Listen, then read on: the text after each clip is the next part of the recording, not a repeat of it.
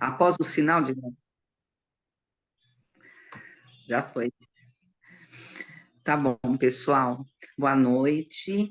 Hoje nós vamos falar um pouquinho sobre Mateus, Marcos, Lucas e estamos iniciando, né, João. Tá? Ele começa, então, a partir de agora, a fazer parte de nossos estudos também, tá bom? E o interessante desse grupo de escrituras, que vocês, que faz parte do Vem e Segue-me, nós já revemos isso por alto na Semana da Páscoa, tá? Mas aqui nós vamos tratar só alguns tópicos, não todos, como foi naquela aula sobre a Páscoa. Então, aqui diz assim, ó, que diz assim, não. Então, inicia-se a última semana da vida mortal de Jesus Cristo, do Salvador. Uma coisa que eu gostaria que vocês pensassem, lembrassem, que foram 3 anos, tá? Do ministério dele. Nesses 3 anos, ele havia ensinado, curado as pessoas, encorajado, demonstrado um amor imenso, tá? Multidões o seguiam. Então, à medida que eles foram conhecendo Jesus Cristo, mais eles falavam para as outras pessoas, para os seus amigos, pessoas necessitadas espiritualmente, fisicamente ou emocionalmente, e procuravam por ele. Essas pessoas e vinham de longe, tá? E essas pessoas, é importante nós lembrarmos que o seguiam em todos os lugares que eles iam. E Mateus, ele começa falando para nós que Jesus Cristo, ele foi até a entrada de Jerusalém. Ele estava, então, nesse momento, na entrada, tá? E aí acontece aquilo que chamamos de Domingo de Ramos. Aliás, que na conferência, alguns apóstolos citaram, né? Alguns líderes citaram para nós nos discursos, tá? Vamos dar uma olhadinha na próxima imagem, por favor?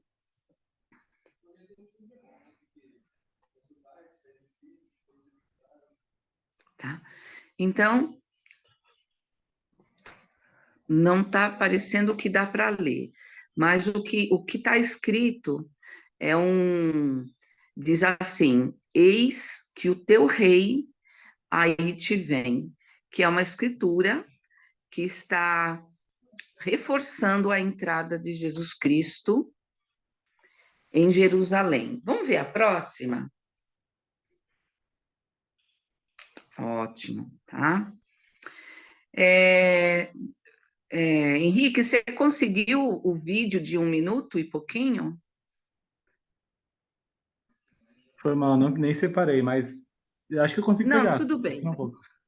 Não, tudo bem, fica tranquilo. Enquanto isso, se der bem, se não der, eu gostaria que vocês prestassem bastante atenção na imagem, tá? E vocês vão se lembrar, é óbvio, porque nós já falamos sobre isso, tanto em aulas como na conferência, em vários momentos foi citado essa entrada de Jesus Cristo em Jerusalém, tá? Mas observem, ele está sentado num jumento, né? As pessoas estão nas laterais, permitindo que ele passasse no meio, e não está dando para ver, mas eles estavam tirando os seus mantos, tá?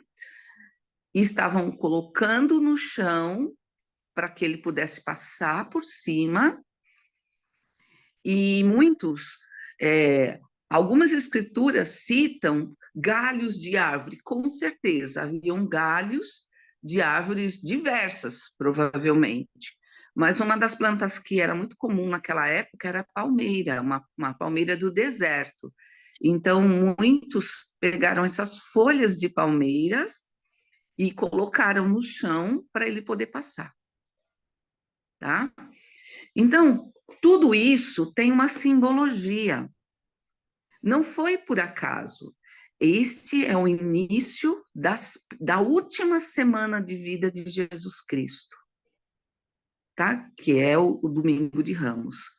Então, tudo isso foi predito pelos profetas do Velho Testamento, por vários profetas do Velho Testamento. Tá? Vamos dar uma olhadinha na próxima imagem?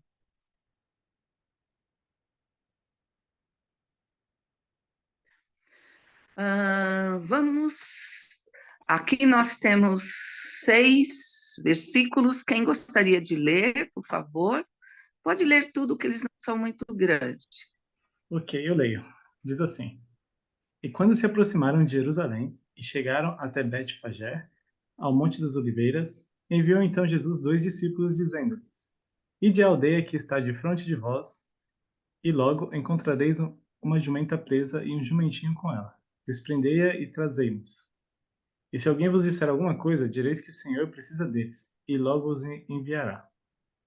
Ora, tudo isso aconteceu para que se cumprisse o que foi dito pelo profeta, que diz: Dizei à filha de Sião: Eis que teu rei aí te vem, manso e assentado sobre uma jumenta e sobre um jumentinho, filho de animal sujeito ao jugo. E indo os discípulos e fazendo como Jesus lhes ordenara. Obrigada, tá? Então, Mateus começa já explicando, né, como foi esse momento em que Jesus Cristo onde trouxeram para ele uma jumenta e o seu filhote. Como eu falei, tudo isso tem uma simbologia, tá? No momento, nós não vamos falar de todas elas, eu já falei uma ou outra agora para vocês, mas é algo que é importante, tá? Não são todos os escritos que explicam que Jesus Cristo entrou montado no jumentinho, no filhote, tá? Claro que ele não era tão pequenininho assim, mas era um filhote. Mas o símbolo disso, alguém sabe qual é a simbologia? Então, alguns não citam isso e algumas imagens nem consta os dois, tá? Às vezes consta os dois e ele montado na mãe, tá? Nesse caso aqui que eu apresentei para vocês, só mostrou um como se fosse um jumento adulto e ele sentado sobre o jumento. Mas, vamos dizer assim, era um rapazinho, era um jumento rapazinho, né? Não era um bebê, e Jesus Cristo estava montado nele. Algum de vocês sabe o significado disso?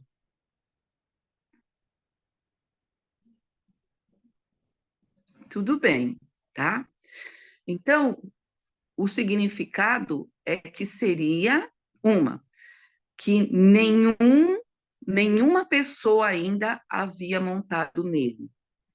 Jesus Cristo teria sido o primeiro que montou o jumento, tá? Lembrando para nós que ele é o primogênito, lembrando para nós que ele é o único, tá?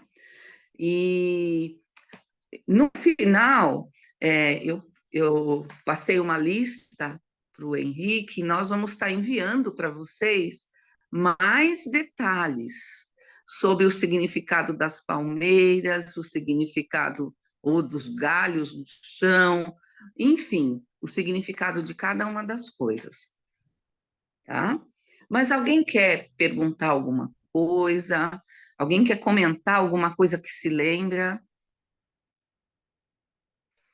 Ô, Jéssica, entendi. A Jéssica colocou que parece uma visão simples e humilde, e que ele poderia ter entrado de outra forma. Interessante, Jéssica. E vocês, o que vocês acham? O que os demais acham sobre isso?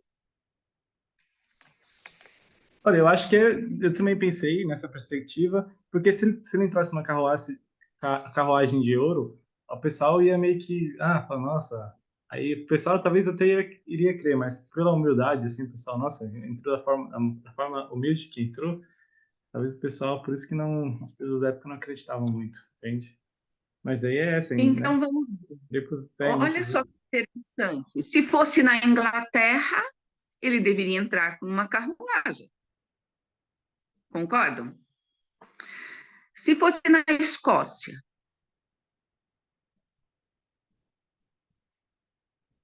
ele talvez devesse entrar. Não é bem uma carruagem, Aqueles parece, cavalos né? bonitos. Ah, ótimo, uns cavalos mais bonitos e ele deveria estar vestindo kilt, né? Aquela saia. Então, em cada cultura existe algumas coisas que têm muito significado.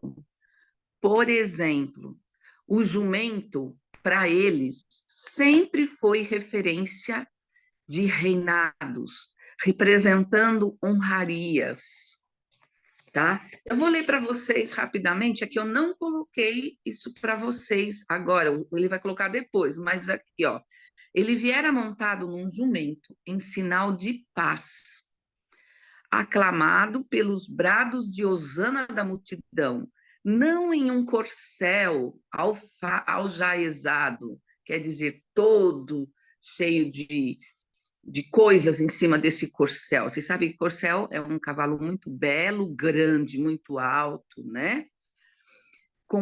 Aqui com a panóplia, quer dizer, com todas aquelas vestimentas de combate e com acompanhamento do toque de clarins e fanfarras e trombetas. Aí ele explica: o jumento tem sido designado literariamente como o antigo símbolo da realeza judaica, e o que o cavalga como a representação do progresso pacífico. Então, é importante quando nós estudarmos, lermos as escrituras, muitas coisas para nós vai ser meio estranhas, porque a nossa cultura ensina de forma diferente. Mas para eles, um jumento era sinal de honraria, de nobreza, como aqui diz, né? Que acompanha símbolo da realeza judaica. Então, demonstrava ali quem ele realmente era. E algo importante, gente: quando Jesus Cristo passou a ser conhecido, ele começou a ser conhecido como Messias, aquele que viria para resgatar o povo judeu. Viria como um rei. E eles estavam sabendo, para eles estavam entendendo que este era o Cristo, este era o Messias, este era o rei. Obviamente, eles se questionavam, né? Por que que ele não exercia mais poder, mais autoridade? Tá? Mas ele não veio aqui como de uma forma para fazer correções bruscamente. Como aqui diz, representando um progresso pacífico, né? Ele veio aqui em nome da paz. Ele mudou tudo, ele cumpriu a lei em nome da paz. Tá? Mas alguém gostaria de se colocar? E se eu já estiver aqui, eu já explico algumas coisas.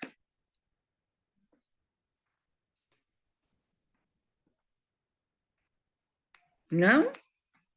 Tá bom. Vamos ver o próximo, então? Ah, continua a escritura. Quem pode continuar a leitura? Eu posso.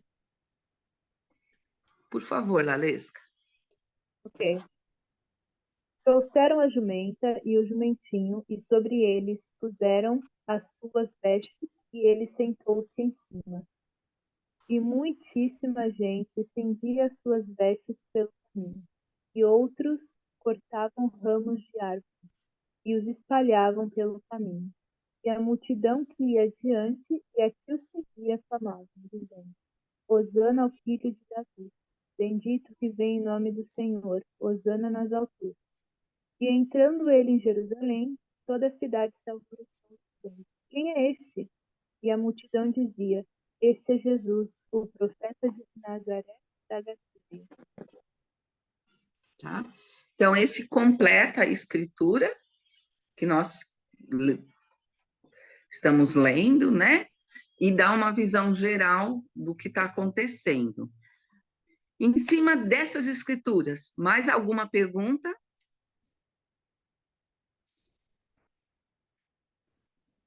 Não. Tá. Alguém pode abrir, por favor, Zacarias 9:9?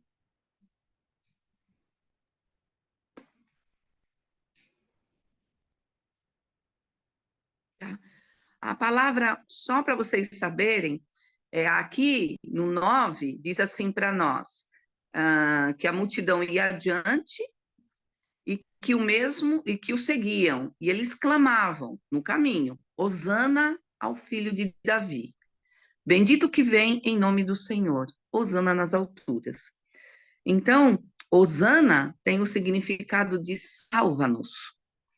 Então, imagina a frase: salva-nos, ó filho de Davi. Bendito que vem em nome do Senhor. Salva-nos, o Senhor das alturas. Tá? Então, esse é o significado de Hosana. Você achou, Henrique, para nós? Zacarias 9:9? Sim. Pode Pode ler? ler? Claro. Pode. Alegra-te muito, ó filha de Sião. Exulta, ó filho de Jerusalém. Eis que o teu rei virá a ti, justo e trazendo a salvação. Humilde e montado sobre um jumento, sobre um jumentinho, filho de jumenta. Tá?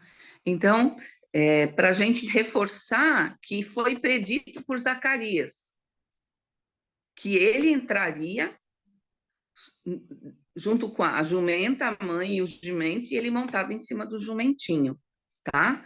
Isso foram preditos, não só ele, outros também predisseram isso, tá bom?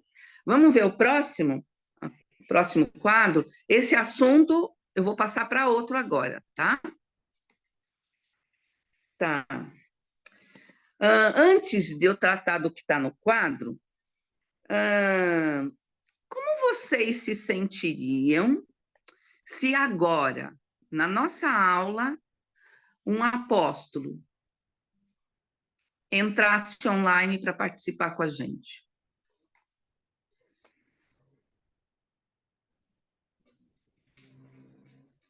Nossa, ia ficar muito tenso. E os demais, como vocês se sentiriam? Jéssica se sentiria muito feliz.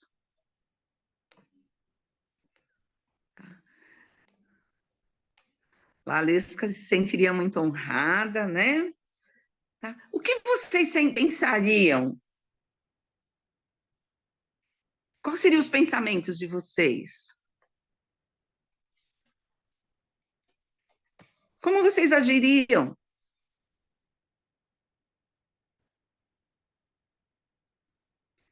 Eu ia ficar toda desnorteada aqui, né? Quem sou eu, né? Eu acho que não é só você não, sério. Eu acho que todo mundo ficaria sem palavras.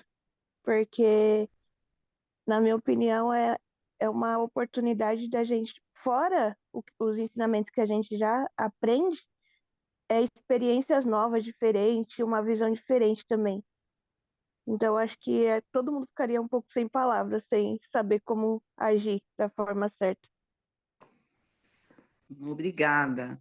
Então, eu gostaria que vocês, ainda falando sobre a entrada de Jesus Cristo, imaginem, fora de Jerusalém, as pessoas que estavam com ele, gente, não era uma, não era duas, eram centenas. Eram pessoas que já sabiam quem era ele e que estavam ou já tinham sido curadas ou estavam procurando ele devido às suas necessidades, tá? Então, já compreendiam um pouco que ele era o Messias prometido. Aí ele entra na cidade e essas pessoas vão à frente numa rua como a 25 de março, onde as pessoas se movimentam para o comércio. Então, eles abrem caminho, se posicionam nas laterais, como nós viram na imagem. Volta um pouquinho a imagem para a gente ver de novo ali, de Jesus Cristo entrando. Aí. Se posiciona nas laterais, ou tiram suas vestes e põe no chão, ou coloca as folhas, os galhos, né? Ou estão atrás. E, simultaneamente, começam a dizer Hosana, né? Salva-nos. Vocês conseguem imaginar como foi o espanto de algumas pessoas? Quem é esse? Então, além dessas centenas, muitas outras se reuniram a elas para ver quem era, para saber quem era que estava ali, para entender o que estava acontecendo. E aí, para eles, eles veem acontecendo o símbolo daqueles que eles acreditam que é para a realeza. Olha a pergunta. Poxa, ele está entrando num jumentinho. As pessoas estão estendendo suas vestes no chão. Tudo isso, simbolicamente, acontecia para reis e grandes guerreiros no passado. Não acontecia com qualquer pessoa, tá? Então, eu quero que quando vocês tiverem a oportunidade de ler novamente, tá? Ler o material que a gente vai mandar para vocês, que vocês pudessem pensar sobre isso, meditar sobre isso, né? Este momento foi um momento único, tá? Vamos voltar àquele quadro novamente? Aí vem a nossa pergunta. Quem pode ler a pergunta para nós?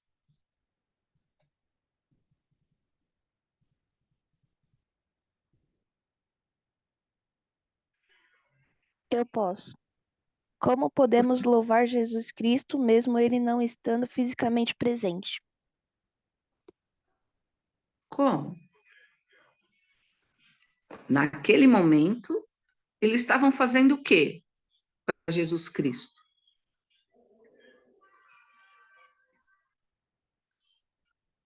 O adorando. O adorando, o louvando. E nós? Ele não está aqui com a gente. Mas como que nós podemos demonstrar louvor a ele?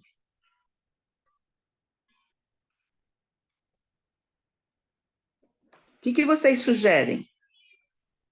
Eu acho que hinos, né? Porque o canto dos justos não aparece a ele, então quando cantamos os hinos, ah, Legal. Hino acho é que é muito uma bom, das são formas. vários hinos. Que mais? Acredito que quando a gente guarda o domingo e vai na capela tomar o sacramento, né? Porque a gente vai se lembrar do sacrifício. Ótimo, isso mesmo, também ir à capela e tomar o sacramento. Que mais? Acho interessante essa palavra louvar, porque louvar é muito mais do que você simplesmente só dedicar a, né? Tipo, é mais do que cantar, é mais do que qualquer coisa. Então, eu acredito que para nós louvarmos o Senhor, nós podemos fazer coisas simples do dia a dia, né? Podemos estudar sobre Ele, podemos lembrar do sacrifício dele, todos os dias, fazer a oração.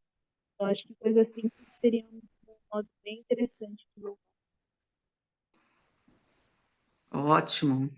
A Jéssica colocou também através de nossas atitudes diárias, né? Nós podemos ouvir hinos durante o dia, não podemos? Talvez não, eu consigo escutar aqui na minha casa, audível para mim, né? Mas se eu colocar um fone de ouvido, estiver no trem, no ônibus, eu posso caminhar ouvindo hinos, né? Posso ouvir a conferência, discursos dos nossos líderes. Opa, obrigado, Jonathan. Servir e ajudar ao próximo, quer dizer, fazer caridade, com certeza. Então, nós temos inúmeras oportunidades de louvar ao Senhor. Mas antes de ler a Escritura, nós temos feito isso? Nós temos usado as oportunidades pequenas, às vezes, ou pode ser oportunidades grandes. Teve uma época, eu ainda não era casada, e eu trabalhei em Diadema. E hoje nós temos um trólebus, né? Mas naquela época não tinha. E era tipo assim, 1 hora de ônibus ou mais. Até as estradas não eram tão boas, né? Porque fazem vários anos. E uma das coisas que eu me lembro é que eu li o livro de Mórmon inteirinho, em todo o percurso. Não foi fácil, tá? Porque me fazia muito mal, aqueles balanços todos. Mas eu sei de pessoas que já leram o livro de Mórmon viajando de trem, que lê suas aulas viajando de trem para lá e para cá, e mesmo de pé, eu vejo muitas pessoas ouvindo música de pé. Então, nós podemos usar com sabedoria o nosso tempo. Claro, a gente não precisa fazer só isso, mas nós louvamos ele também quando assistimos um bom filme. E esse bom filme está nos ensinando alguma coisa, estamos aprendendo algo útil, ou damos boas risadas. Quer dizer, nós estamos fazendo com que nossa mente, nosso corpo, fique bem. Essa é uma forma também de nós fazermos o que é certo e sermos beneficiados por isso. Tá? Quem pode ler a Escritura para a gente?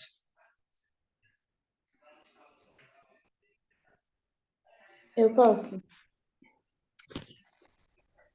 Como podemos louvar Jesus Cristo, mesmo ele não estando fisicamente presente? É essa aqui, segundo no F2, né? Isso. Tá.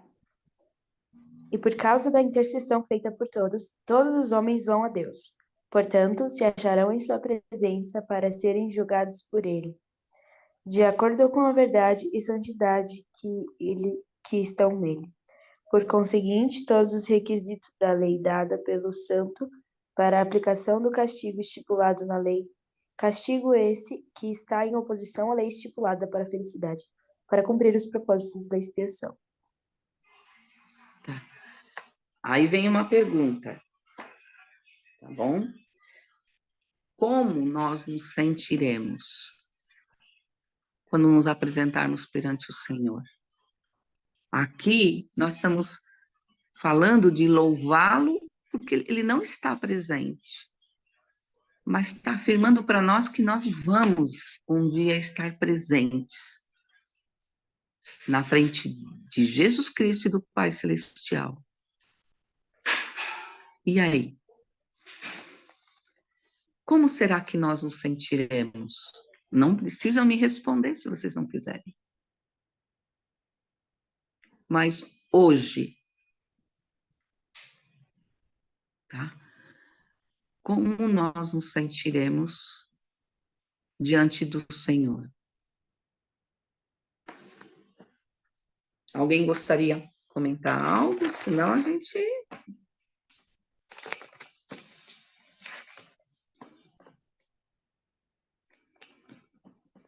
Tudo bem? É algo para nós pensarmos, tá bom? O que nós podemos fazer hoje? O que nós podemos mudar em nossas vidas, ou hoje, para que a gente consiga colocar mais Jesus Cristo em nossas vidas? Tá? Algo importante, gente. Eu também não conseguiria fazer isso. Sabe aqueles... Jonatas, aí o filho chora e a mãe vai ver?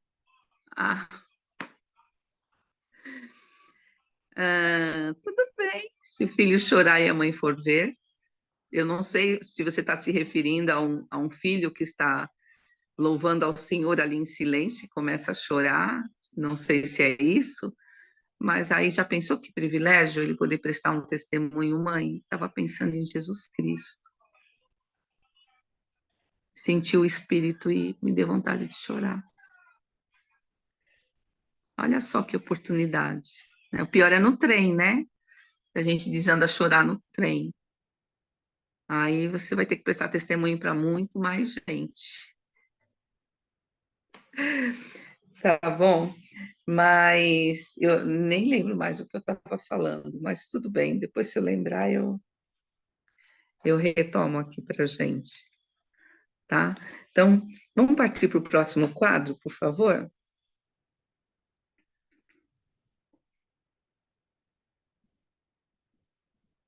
Ah, ótimo. Em Mateus 21 ainda, Jesus Cristo, ele se retira, né? E ele vai até o templo. Quem pode ler para a gente aí o que está passando para nós aí sobre o Eu templo? posso até o 15? Por favor. Tá, e diz assim, então. E entrou Jesus no templo de Deus, e expulsou todos os que vendiam e compravam no templo. E derrubou as mesas dos cambistas e as cadeiras dos que vendiam pombas. E disse-lhes: Está escrito: A minha casa será chamada casa de oração, mas vós a tendes convertida em covil de ladrões. E foram ter com ele no templo cegos e coxos e curou-os. Vendo então os principais dos sacerdotes e os escribas, e aí está escrito as, mas está cortado. Tá. Vendo então os principais os sacerdotes e os escribas. Vai precisar, Henrique, você consegue abrir a escritura aí para gente?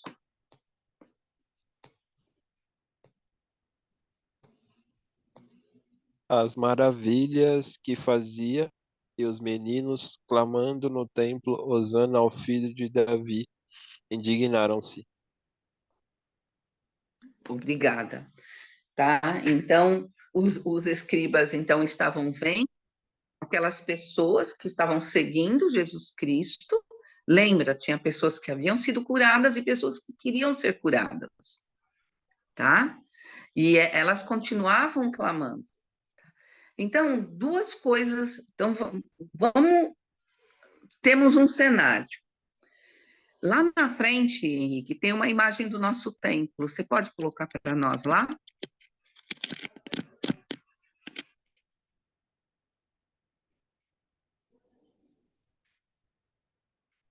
Aí, tá. Todos vocês acredito que já tiveram a oportunidade de estar lá, ou lá dentro, ou nos jardins do templo, certo? Jonathan, você teve a oportunidade de estar lá, não teve? Sim, sim.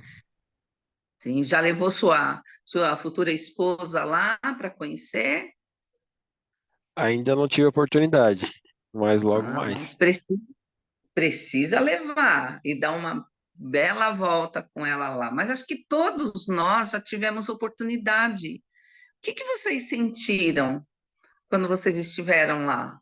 Nos jardins, não estou nem falando lá de dentro, foram lá de fora. Uma coisa que é interessante é que o templo, ele fica bem na avenida, né? Ali onde passam vários carros. E mesmo quando você entra no jardim, você sente um espírito tão bom que parece que não tem aquele barulho dos carros. Você tem razão, é verdade. É muito gostoso, né? E o céu que tem atrás que a gente pode visualizar, mesmo que esteja um céu meio chuvoso, ele é grandioso, não é? Gente, ele é assim maravilhoso o lugar. Agora, tentem imaginar, vocês chegam lá no templo e lá tem carrinho de cachorro quente, lá dentro, não lá fora. Imagina aquelas escadas. Tem uma banca bem legalzinha ali vendendo acessórios de celulares. Uma carrocinha lá, um carrinho de churrasco, tá? O que mais vocês podem imaginar? vendas de mimos, né? De lembrancinhas, o templo, né? Todo mundo gosta de lembrancinhas. Quem que não vai atrás de um chaveiro, de um lápis diferente Tipo para aquelas de ficar. viagem. Fui ao templo e lembrei de você. Aí tem chaveirinho. Isso, nossa, olha, exatamente, né? Como vocês se sentiriam? Você já tinha imaginado isso? Olha, é bem perturbador pensar que um lugar tão puro e tão significativo para nós, né, ter uma paisagem ou até mesmo uma poluição sonora, né? Porque eu acredito que eles não vão ficar só simplesmente lá parados esperando você ir até comprar. Eles vão começar tipo que nem feira, né? Fazer propaganda, né? Nossa, Ah, né? vai ser. É, nossa, terrível, horrível. Exatamente. É isso que eu quero que vocês imaginem o que Jesus Cristo viu. Ele estava entrando naquele ambiente da casa do pai dele, tá? E quando ele chega lá, ele vê, só que, claro, não estavam vendendo peças de celulares, estava vendendo pombas, vendendo outros animais para serem usados para sacrifício. Com certeza deviam estar vendendo alguns acessórios, não necessariamente referentes a Deus, mas talvez era muito comum eles terem banquinhas de outros deuses. Devia ter banca de alimentos, de fruta, era uma feira. Era uma feira, tá? E qual foi a atitude do Senhor, então? Vamos ver? Agora a gente volta. Ah, não, a gente já leu, né? Tá? Qual foi a atitude dele?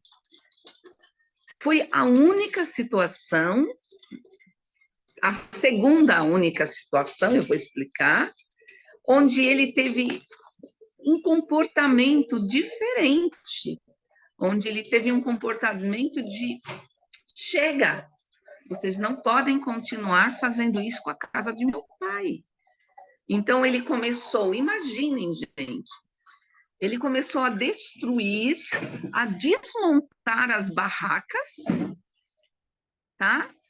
E a pôr as pessoas para fora daquela área determinada da casa do pai dele, do templo. Vocês conseguem imaginar, mais ou menos? Quem que não ficou contente com isso? Os Vamos escribas voltar. e fariseus. Oi? Os escribas e os fariseus que lucravam com Oh, isso. por quê? Opa, você falou alguma coisa interessante. Por que eles não ficaram felizes? Porque eles lucravam com isso. Exatamente. Gente, eu quero que vocês pensem. Para quem ia o dinheiro?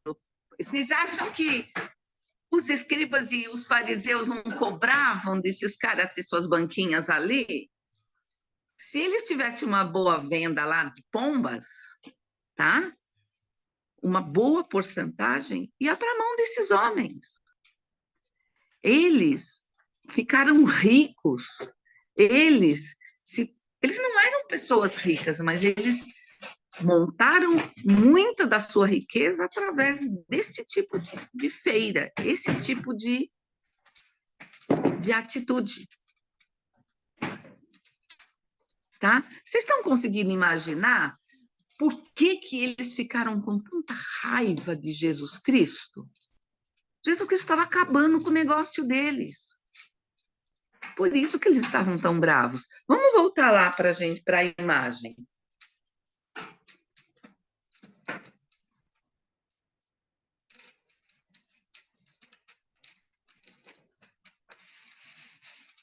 Aí, tá? Só imaginem, gente, e eles ficavam tumultuados como está aparecendo aqui, como é numa feira.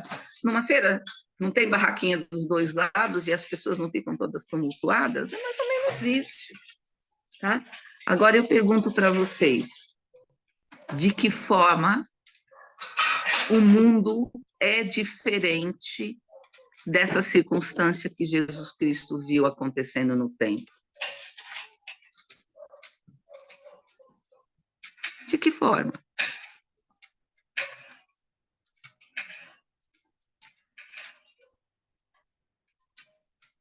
É diferente? Quando a gente sai de casa, a gente está indo para o trabalho, o que a gente vê?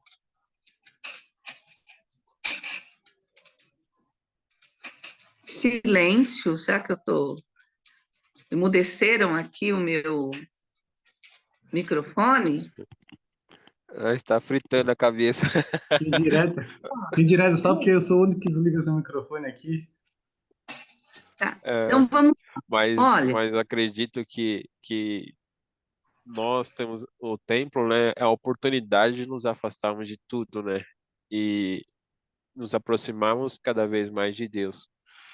E então, conforme Cristo chegou no templo e viu tudo aquilo ali, ele falou: então, se o templo tá assim, não faz nenhum sentido na vida das pessoas, né?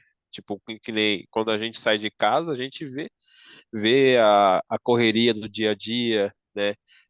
Todo mundo procurando vender ou fazer algo, né? Conforme o seu trabalho. Mas no templo, não. No templo, a gente dedica todo aquele momento para a gente estar próximo de Deus. Então, é um momento nosso, né? E de Deus íntimo. exatamente, é um momento de adoração, muito bom. Então, o que nós temos aqui?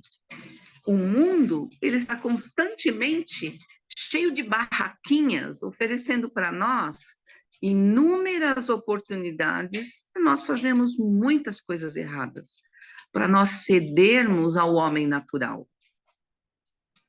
Constantemente, se liga a TV, você tem que tomar muito cuidado. Às vezes você começa a assistir um filme muito legal, muito interessante, e você esbarra com algumas coisas que não são legais. Enfim, amizades, ambientes, muitos. Inclusive, quando nós convivemos com não membros, nós temos, infelizmente, não tem, eles não são membros, eles não conhecem. E às vezes até membros mesmo.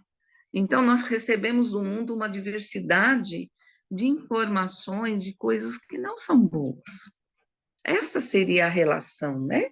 Como vocês mesmos, somando ao que o Jonas falou para nós, né? Agora eu pergunto, como que nós podemos aplicar a atitude de Jesus Cristo em nossa vida? Olha, ele expulsou tudo que era ruim, negativo, mal de dentro do templo. Nós somos o templo de Deus. Como que nós podemos aplicar isso em nossa vida?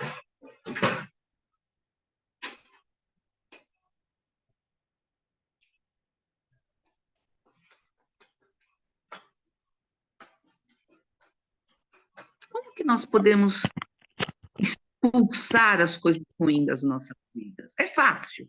Vamos começar por aí. É fácil. Na verdade, eu acho que não é nem questão de ser fácil. Acho que é uma luta constante que nós temos, que o mundo sempre vai querer que a gente viva os costumes, os padrões que eles vivem. Nem sempre eles vão estar na mesma fé ou no mesmo espírito que a gente. Porque às vezes eles até conhecem a palavra, mas vivem de acordo com as suas próprias vontades. Então, nesse caso, eu acho que a gente tem que estar sempre em comunhão com o Senhor, buscando a direção, o Espírito Santo, para eles nos direcionar e nos fazer, como eu posso dizer, Nos ajudar vigilante, no caminho. vigilante na nossa caminhada, para a gente não desviar nem para a direita nem para a esquerda, mas permanecer firmes olhando para o Senhor. Muito bom, obrigada. Exatamente. Mais alguém? Sim, eu lembrei muito do discurso do Russell Ballard. Ele falando da esposa dele, né? um conselho que ela sempre deixou para os filhos, né? Que é fazer aquilo que mais importa, né? E é exatamente isso. O que mais importa é a gente fazer aquilo que vai nos aproximar de Deus, né? De Jesus Cristo. Então, fazendo essas coisas, eu acredito que a gente vai conseguir ter mais o espírito do templo conosco no nosso dia a dia, né? Como você mesmo falou, nosso corpo é o templo, né? Nosso lar é uma extensão da capela, né? Um lar familiar. Então, essas coisas têm que estar presentes no nosso dia a dia. Obrigada, Jonathan. Vamos dar uma olhadinha. Passa para o próximo quadro. Deixa eu ver se tem uma escritura lá, que eu não lembro. Ah, tá. Quem pode ler essa escritura para nós? E se meu povo me construir uma casa em nome do Senhor, e não permitir que nela entre qualquer coisa impura, de modo que não seja profanada, minha glória descansará sobre ela. Sim, e minha presença lá estará, porque estarei nela, e todos os puros de coração que nela entrarem verão a Deus. Obrigada. E aí tem a pergunta. Tem para a gente a pergunta? O que uma pessoa precisa fazer para ter um coração puro? Tudo isso que vocês falaram. Tá? E tem muito mais, é claro. Porque nós precisamos expulsar de nossas vidas. Claro, nós não precisamos maltratar ninguém para isso, mas nós precisamos nos afastar das coisas que são ruins. Hoje eu estava conversando com minha filha enquanto nós montávamos a aula, né, porque ela me ajuda com a parte de tecnologia, e aí ela, não sei que a gente estava papeando, por exemplo, a gente lembrou de um exemplo, né? Uma pessoa que tem sérios problemas com doce. Ah, ela não pode comer doce, mas não fica sem comer doce. Usamos um exemplo assim. E ela está tentando, mas todo dia, quando ela vai ou volta do trabalho, ela passa em frente de uma doceria. E lá tem os doces mais maravilhosos ali expostos. E ela não consegue, ela acaba, se segura o máximo, mas acaba comendo. E aí, o que que ela faz? O que que vocês sugeririam para essa pessoa que não consegue, até consegue ficar alguns dias, mas é muito difícil para ela ficar sem comer doce? O que que vocês sugerem para ela? Ocupar a mente, porque eu também estou nesse mesmo processo. Você passa em frente de uma doceria e sofre. É, porque no meu caso, como eu tive diabetes gestacional, a médica proibiu, né, de comer todo tipo de doce, nada com doce. Então, é terrível.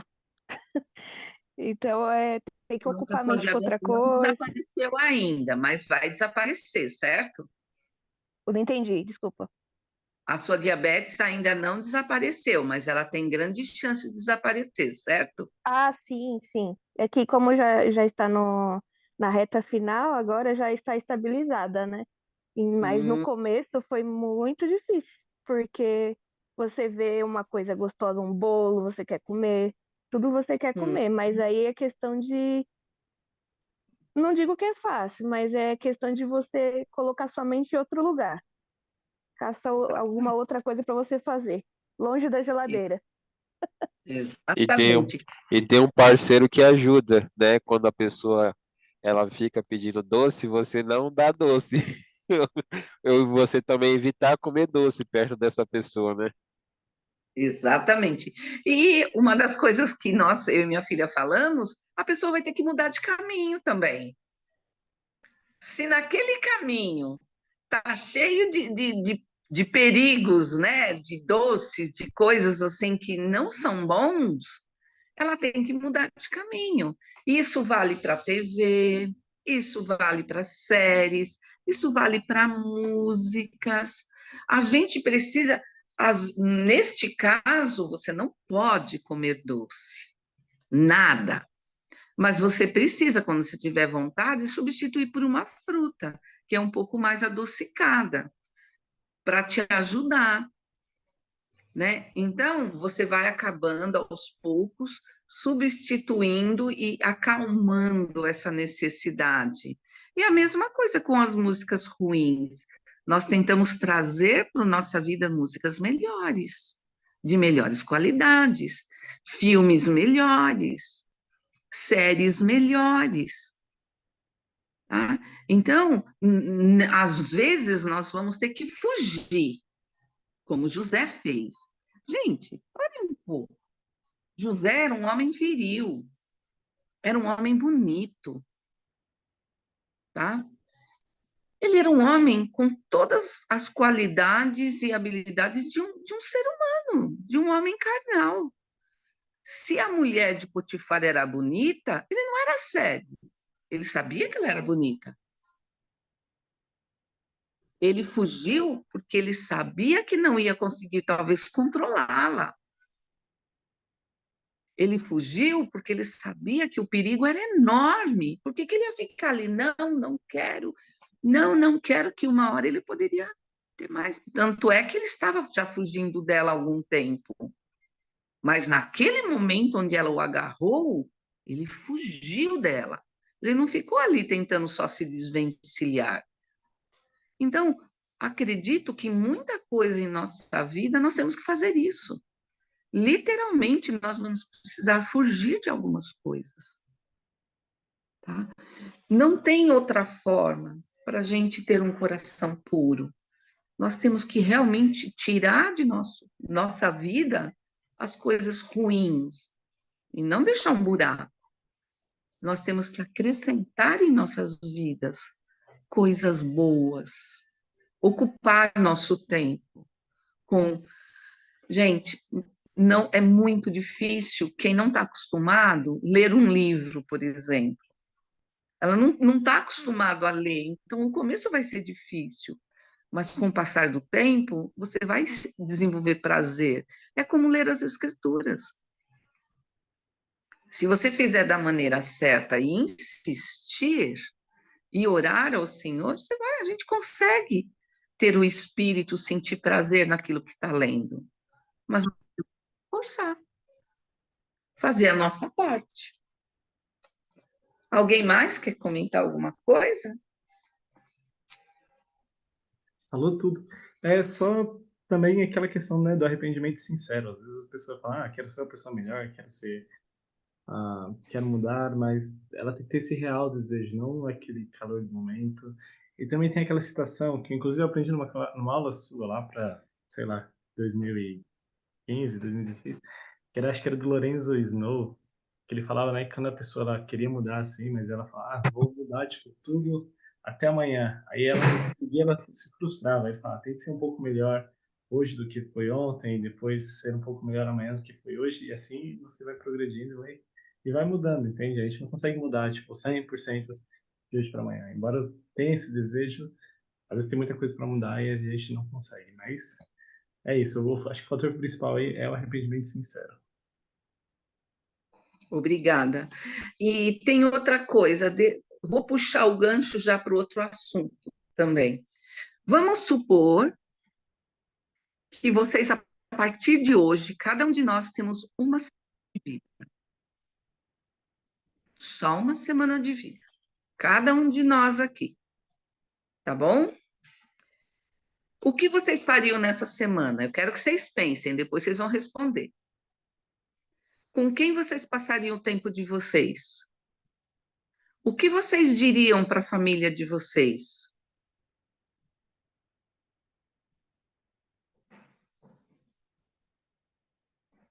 E aí? Quem gostaria de se colocar? O que vocês fariam nessa última semana? Com quem vocês passariam esse tempo e o que vocês diriam à família de vocês?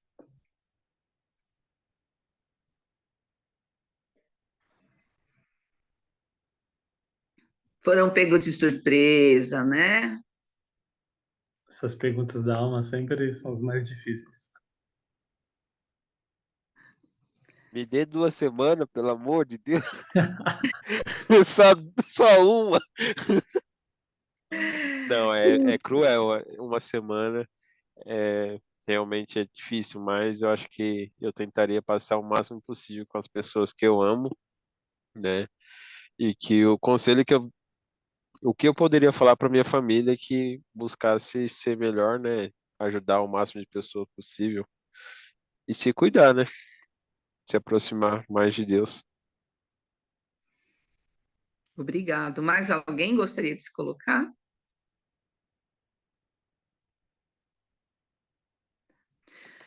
Enquanto vocês pensam, eu quero que vocês lembrem de uma coisa. Quando Jesus Cristo entrou em Jerusalém, ele sabia que a hora dele tinha chegado. E ele tinha apenas alguns dias, não chegava a ser nem uma semana, porque ele entrou no domingo, domingo de Ramos, que seria o primeiro dia da semana naquela época, tá?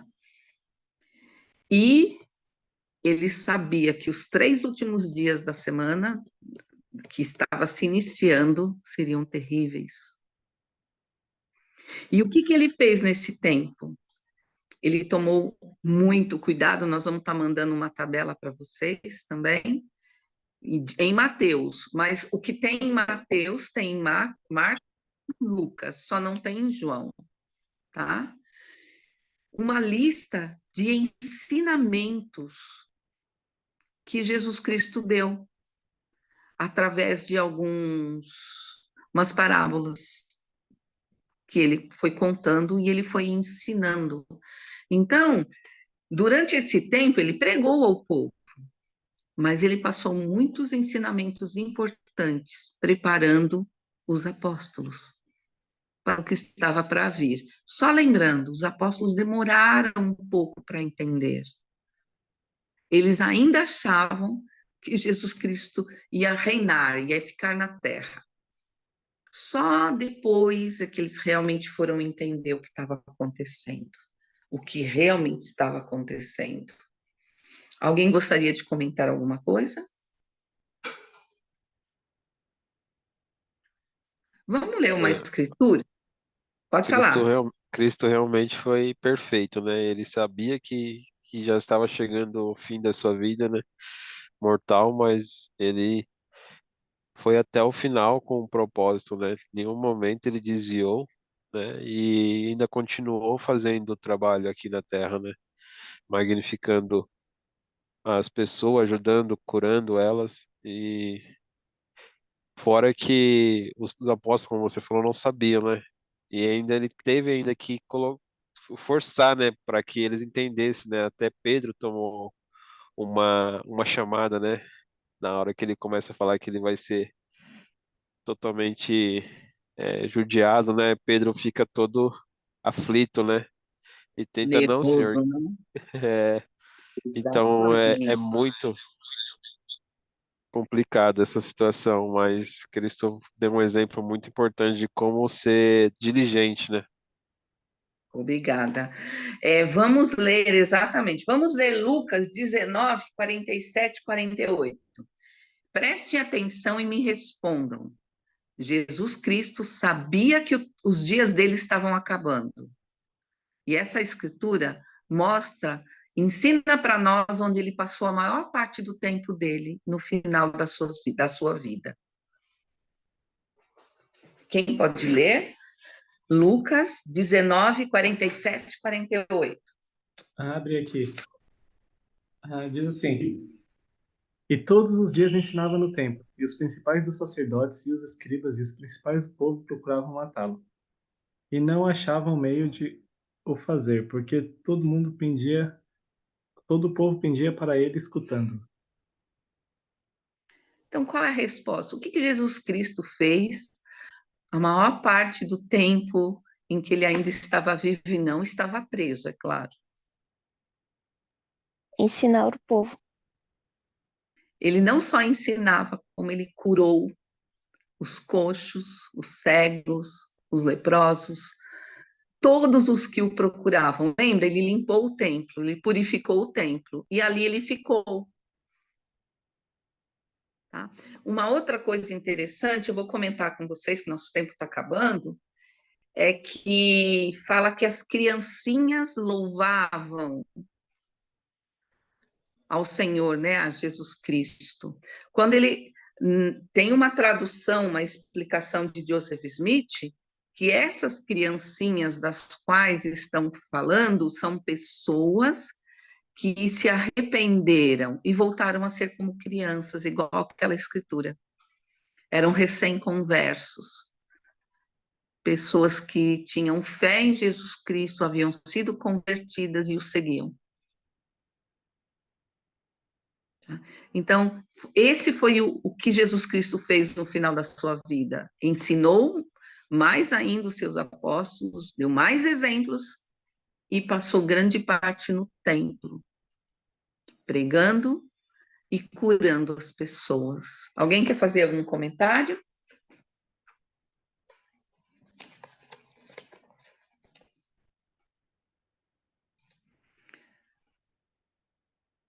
Não? Vamos passar para o próximo quadro?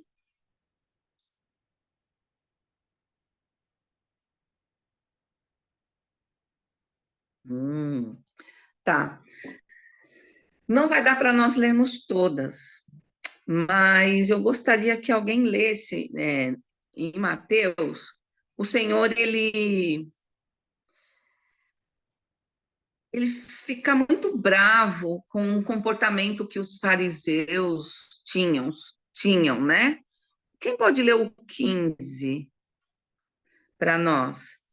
Mateus 23, 15.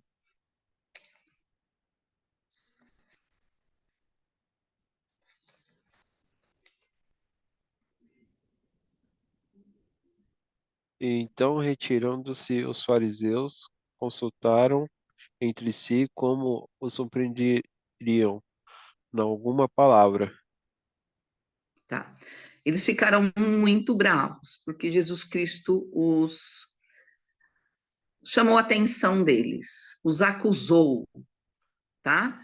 Lê para a gente agora o 2 e o 4 para a gente entender do que eles foram acusados.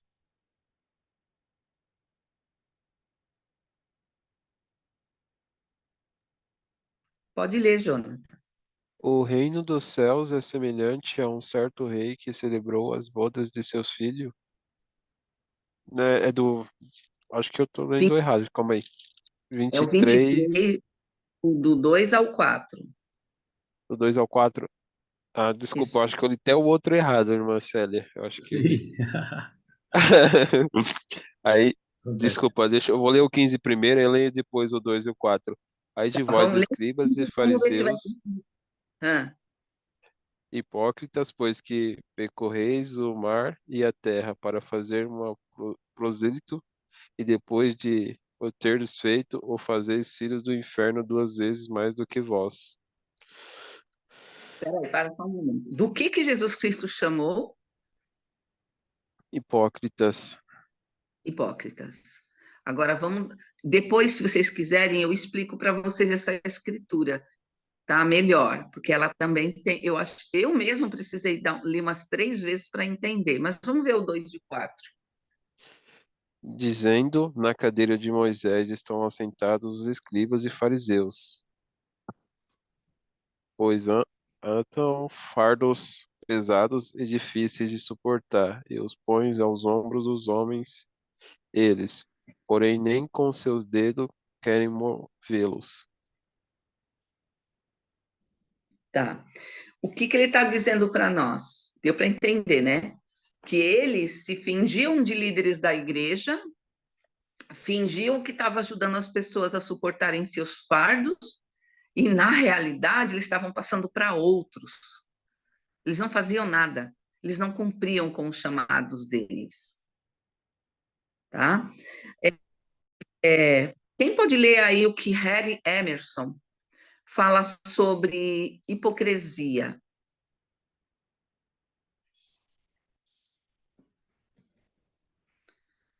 Quando Eu chegar posso no. ler, eu posso continuar lendo. Pode ler. Aí o finalzinho que, sem querer, minha filha cortou, eu leio para vocês. Tá ok.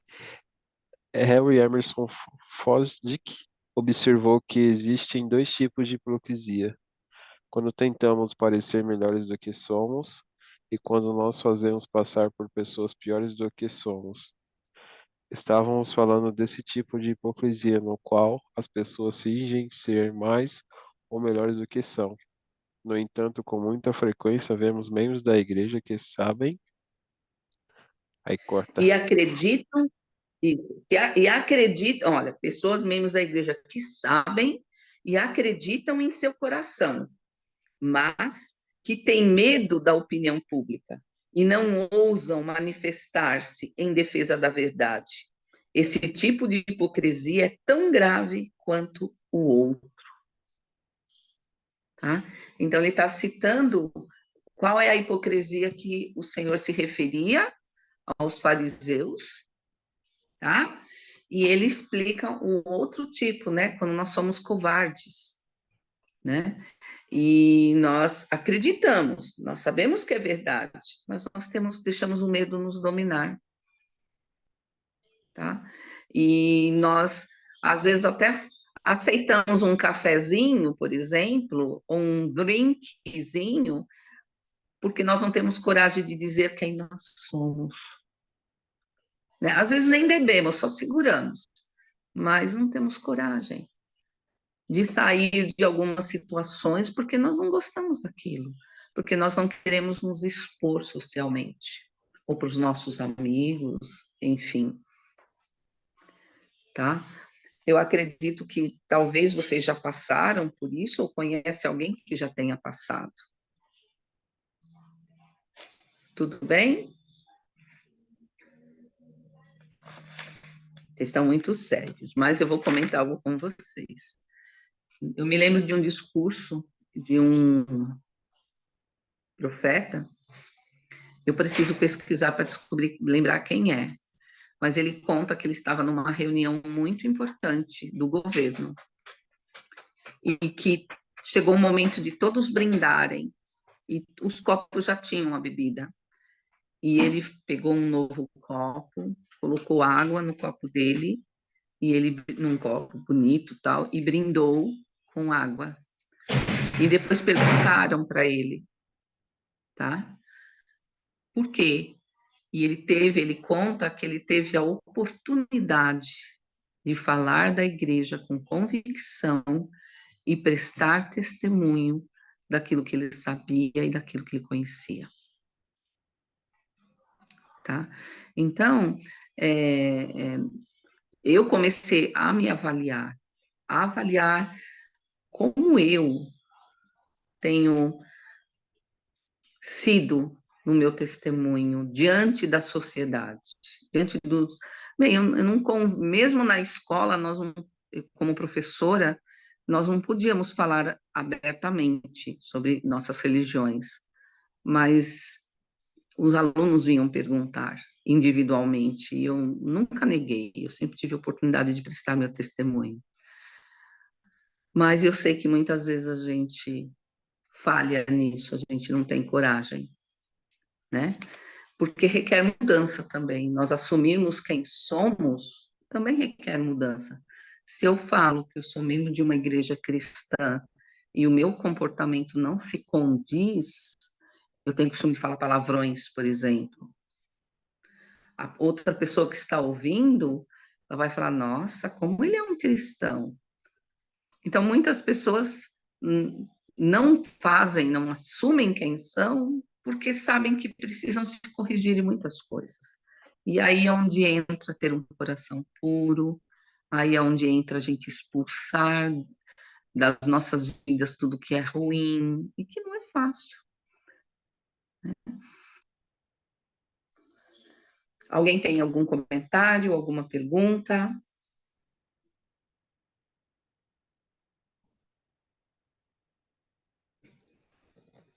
Não?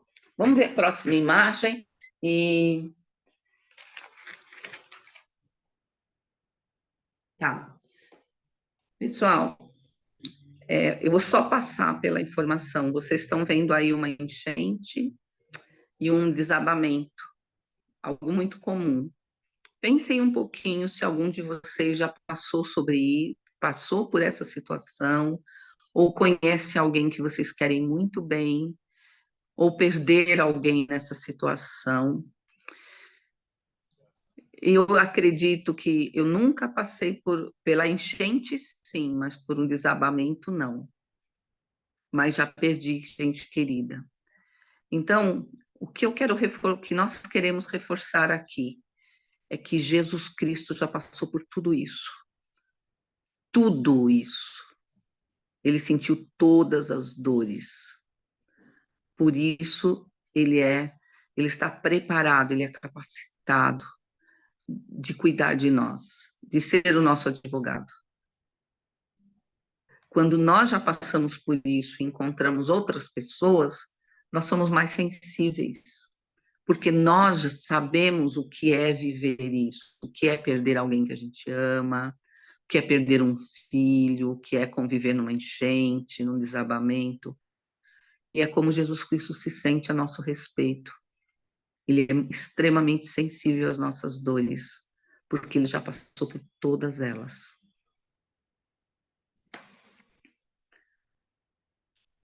Perguntas? Comentário? Irmã Célia, Oi. quando eu era mais novo, né, eu morava com a minha família, minha mãe, a gente sofreu uma enchente e levou muitas coisas nossas. E hoje ainda eu lembro muita coisa porque a maioria das minhas fotos de quando eu era pequeno a gente perdeu tudo. Então eu não tenho foto de quando eu era pequeno. Tem que pegar com os parentes, né, Jonatas? Nem eles têm, só tem tipo, minha tia tem da época do casamento, que a gente foi mais tipo de pequeno, de criança de colo, não tem nenhuma. Que coisa, né? Eu sinto muito. E eu sei que foto é uma coisa muito, para algumas pessoas, são fundamentais, é muito importante.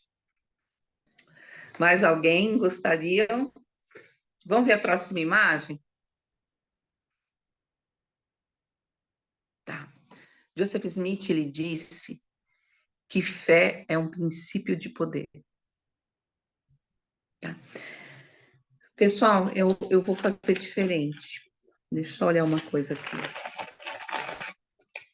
Eu vou deixar, se vocês não se importarem, o restante da aula, eu acho que eu preparei, me empolguei, estudei muito, pesquisei bastante e preparei uma aula maior do que caberia aqui, até no nosso tempo aqui.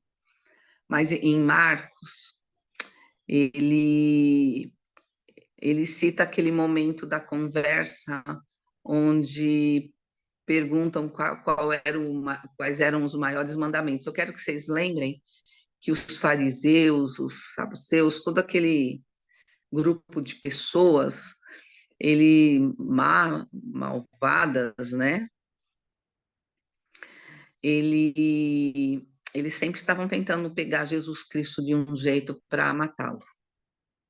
Então, eles formulavam perguntas para ver se ele se contradizia. E eles chegaram numa pergunta sobre qual era o maior mandamento, né? Quais eram os maiores mandamentos. E o Senhor, ele fala que os maiores mandamentos eram amar a Deus sobre todas as coisas e amar ao próximo. E Jesus Cristo, ele continua dizendo sobre a fé. E também lembrando que quando ele trata disso, tem um momento que ele passa do lado de uma figueira e ele estava com fome. E quando ele vai colher o fruto, o que acontece com a árvore? Ela tinha bastante fruto para oferecer para Jesus Cristo?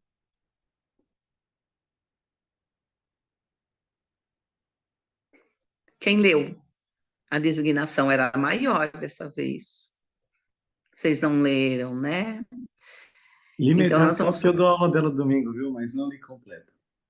Então, fica o desafio para vocês lerem e chegarem até a figueira.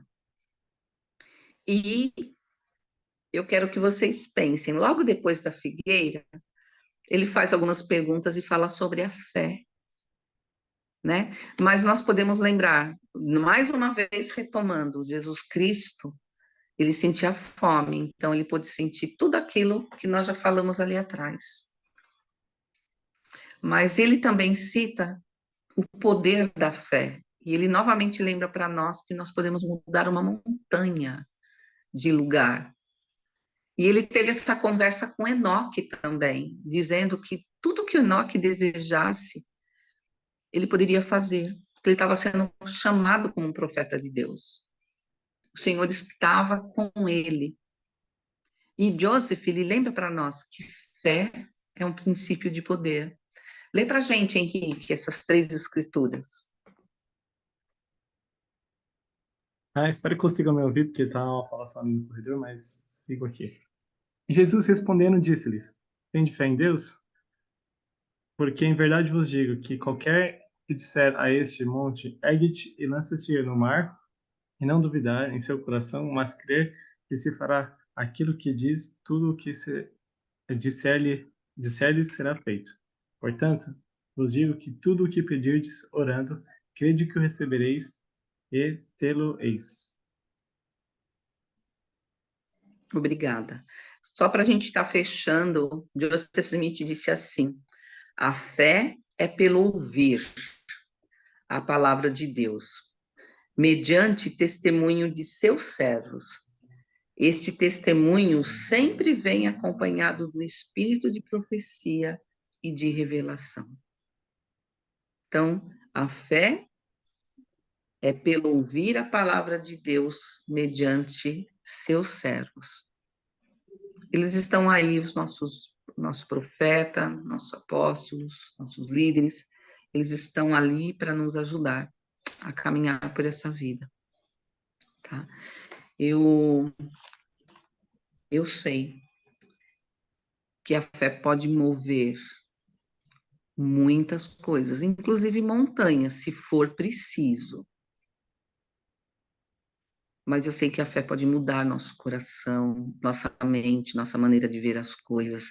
Pode mover montanhas de nossas vidas, montanhas, problemas de nossas vidas. Eu sei disso, porque o Senhor cuidou de mim quando eu precisei demais dele. E ainda tem cuidado. Eu tenho precisado dele, tenho contado com ele em todas as coisas.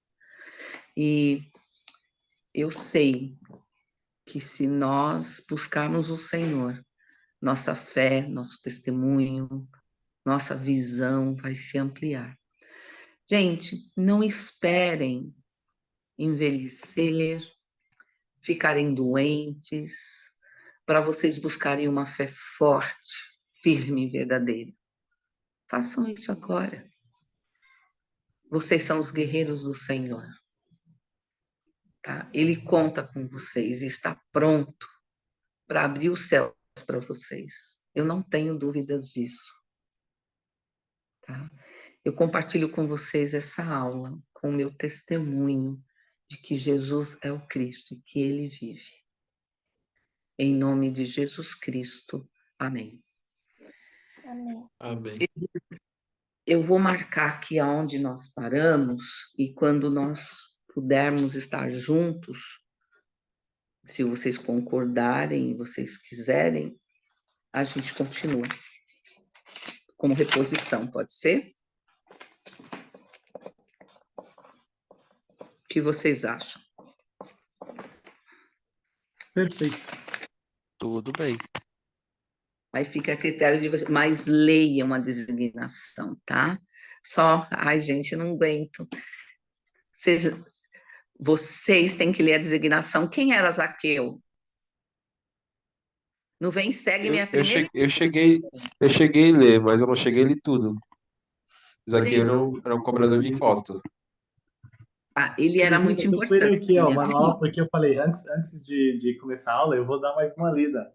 Só que não deu tempo, mas eu até trouxe porque eu não tinha finalizado mesmo.